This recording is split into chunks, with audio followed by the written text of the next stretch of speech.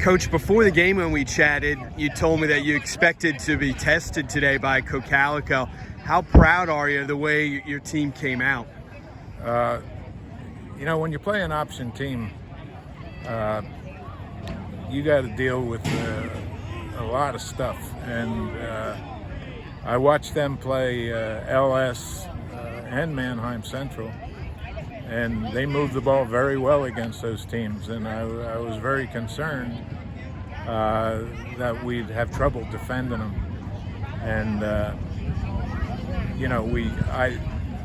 I'm sure they're thinking it's sloppy play on their own part, but first 3 times they get the ball, we get fumbles.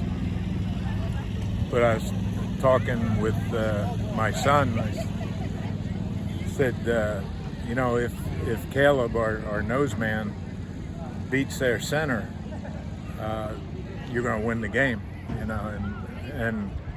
I think to some degree that's what happened. Caleb beat the center on the first couple series there, and all of a sudden they're trying to run that dive and Caleb's in their face. So that worked out real well. And when you get the ball turned over the first 3 times, it's hard to win. Looking at it from their perspective, it's hard to win when you don't have the ball. You mentioned Caleb, and he's getting a lot of attention now from Division I schools. What is it that you like most about him? He likes to block, and he likes the physical part of the game. He loves blocking, and he loves tackling, and at his size and the fact that, like Javen, he moves very well. That's why he's getting all those looks. And he caught a pass today too. Yeah. How neat was that to see a big guy like that running with the football? Yeah. Well, I said to Fry, I was sort of upset at that point. I said to Frank, "You got it," and he called the play. I didn't know it was coming, and I saw him catch it, and then I saw we had it blocked very well, and I know he can run, so. It was nice to get that. It's good that people see that. We try and get him a ball or 2 here and there. It doesn't always work out, but he can catch and he can run. For your team, you threw the ball pretty often in the first half. Did you think you were going to do that coming into this game, or is that something that you adjusted to during the game? That's just part of the adjustment to the game. We were actually having trouble running the ball. We could run the ball right at them with our power stuff. When we lead an extra blocker in there, but our normal stuff that we live on week in and week out, it wasn't. It was very sporadic for us. So that's how we got into throwing like that, and we're fine with that because he throws the ball well. I mean, it's not like we're just throwing it up there for the heck of it. We can do that. We could do it a lot more, and we probably should.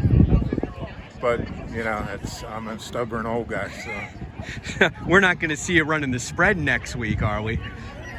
Yeah, I think somebody said Air Wolfrum. Yeah. So, what's it like during a game to have James Franklin, head coach of top 25 program, come down to your sidelines and shake your hand and say hi to you while the game's going on? Yeah, well, that's when we're up 38-7, it's he wouldn't have come down. Yeah. Had it been a competitive game, but that's fine.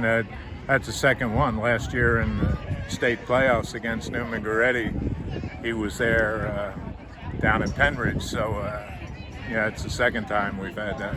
Yeah, Nick Singleton's already there. Javen Williams is going to go there. Joey Schlaffer from Exeter is going there. We talked about Brewer getting Division I attention. Anthony Cachese at Exeter is Division I player. Cam Jones, Aiden Martin from Wilson and Mifflin. What do you think about the talent level that's coming out of Berks County right now? Right now there just seems to be a lot of that kind of guy. Usually, if you have one D1 kid in the county, it's a lot, but we just happen to have a bunch. I mean, we got 2 offensive linemen, and quite frankly, Payson Ziegler's, you know, he's a D1 type Patriot League, Ivy League guy, so that's D1. So, you know, we right now have 3 D1 linemen, and, you know, that never happens. Did they change something in the water over here in Wyomissing? Why are these kids so big now? I hope they keep doing it, yeah. Well, you know, our sophomore class of 7 linemen are all pretty good sized kids, and you know, another year or so they're going to be in there, and they're all 6'2", 6'3", and not quite the size of Javen and Caleb, but they're going to be big kids too, so we're not going to get small anytime soon. Yeah. And the plane that just flew over, that was not James Franklin. No. I think he goes in a helicopter. Yeah, so. well, they flew over a couple minutes after they were on the sideline. Yeah.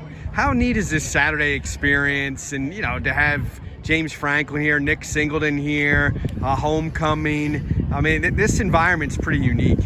It is. And I love this day with the Hall of Fame day, seeing our old players come back. And Ray Lynn.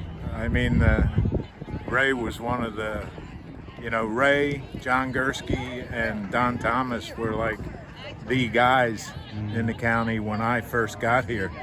And, you know, I talked with Ray many times and haven't seen him in a while. It was really neat to see him, and saw John Weiss and his brother, who I haven't seen they graduated in the early 90s. So it's pretty neat to have this day, and I think Saturday afternoon is better than Friday night for a day like that. Yeah.